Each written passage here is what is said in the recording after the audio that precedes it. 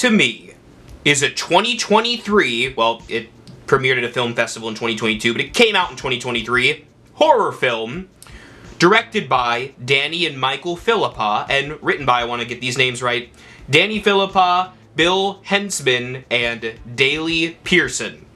And it is the newest horror film from the studio A24, the very artistic horror studio, with works including, of course, Midsommar and Hereditary. And Talk to Me is the newest, oh my gosh, this is the best horror film of all time trend. Here's the thing. I was duped by the internet once this year already. I'm looking at you, TikTok. Everywhere, everyone and their mother was saying that Skinamarink, I almost said the Babadook, Skinamarink is the best horror movie since Sliced Bread. And I kept hearing, it's the scariest movie I've ever seen, you're gonna poop your pants. I did my review of Skinamarink, and it really, it had some ingenuity to it, much like the Blair Witch Project, but unlike the Blair Witch Project, it hardly had a tangible story. It was missing the things that you expect in a movie, and it just did not work for me. There are parts of it that worked, but overall, no, not for me. And that's unfortunate, because I really respected kind of the different angle it was taking. And I love the internet analog horror. That's a conversation for a separate video. But my point is, the internet had told me that this is the best horror film ever. And when I heard that Talk to Me was kind of coming out of this same vein, I had a skeptical mind about it. In fact, I saw the poster, which is the poster with the hand on it, and I went, Then I heard that the movie was called Talk to Me, which sounds like that, like, Truth or Dare type of vibe to it. And then the synopsis is about them, like, touching this hand and, like, seeing dead people, and I'm like, okay, there's no way that this can be that good. I mean, people are overhyping this, there's probably a bunch of jump scares in it, and it's making people really excited. But I knew it was A24, so I doubted it would be that cheap of a horror film. Cheap in the sense of, like, cheap jump scares. But I don't know, I just was really hesitant, and then I kept hearing people say how good it was. It is made by the team behind the Australian YouTube channel RackaRacka, who also did, like, those, like, killer Ronald McDonald videos.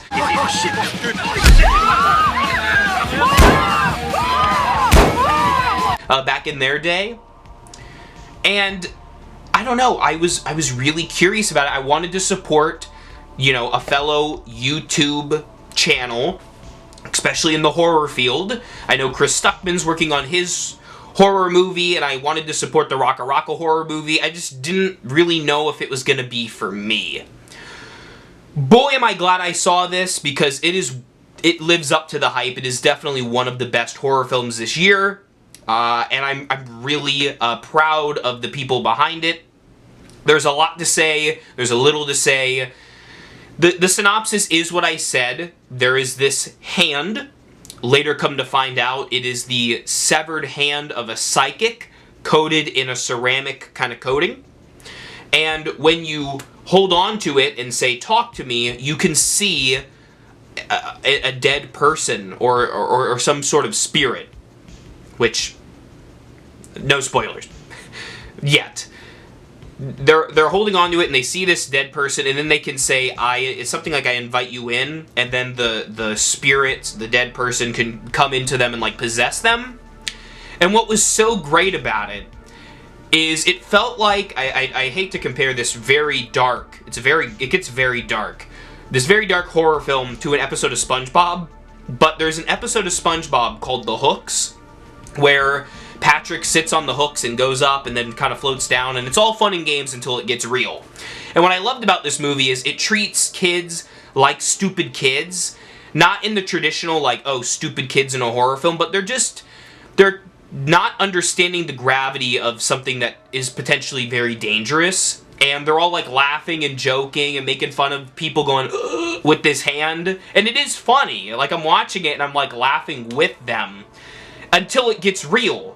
until something seriously wrong happens, and the whole movie takes a huge tonal shift. And from that point on, like it says on the poster with that Dread Central or Bloody Disgusting, whatever quote, once it holds on, it does not let go, just like that hand.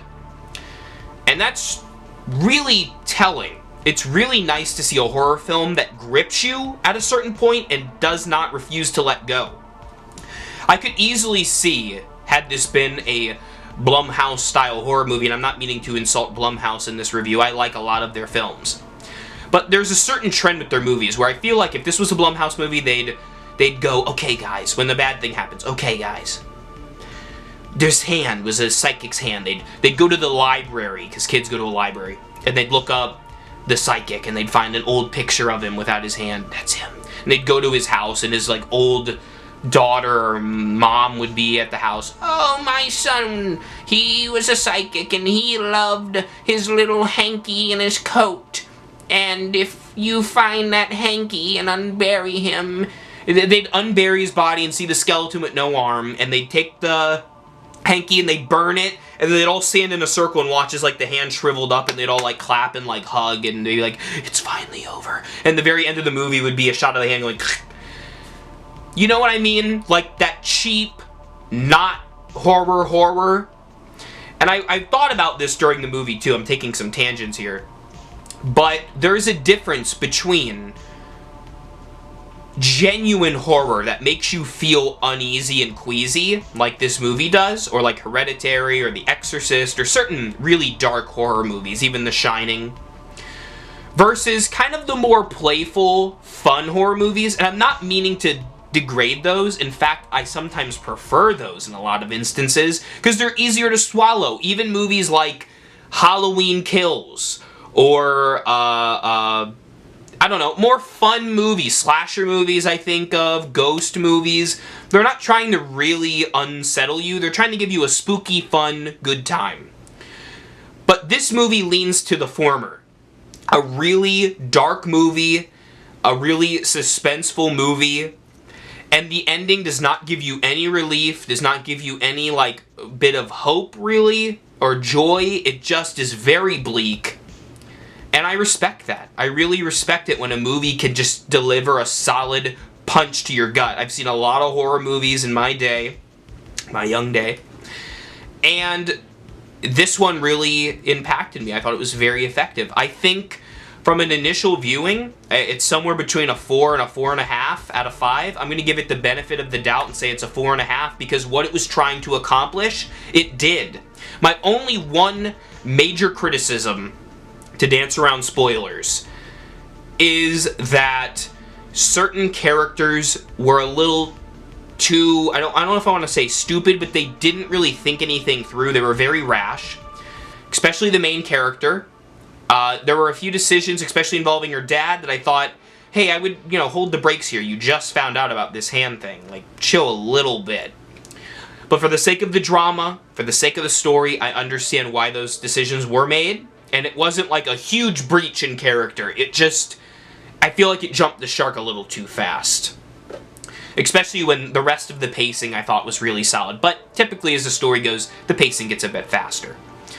All in all, I was really happy with Talk to Me, a movie I could definitely see myself watching again, a movie that I would recommend to people if they really want a good, creepy scare. It makes you leave the theater feeling kind of icky. And I mean that in a good way, because sometimes you need that type of horror film in your life. Talk to me. Did you see it? Were you as impressed as I was? Maybe, I hope so.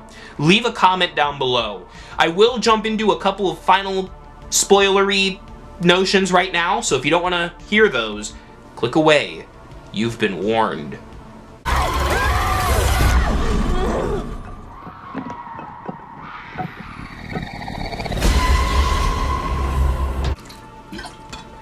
It always seems like there are movies that creep up out of nowhere and take you by surprise. I really was anticipating Megan for 2023, and I was pretty disappointed with it.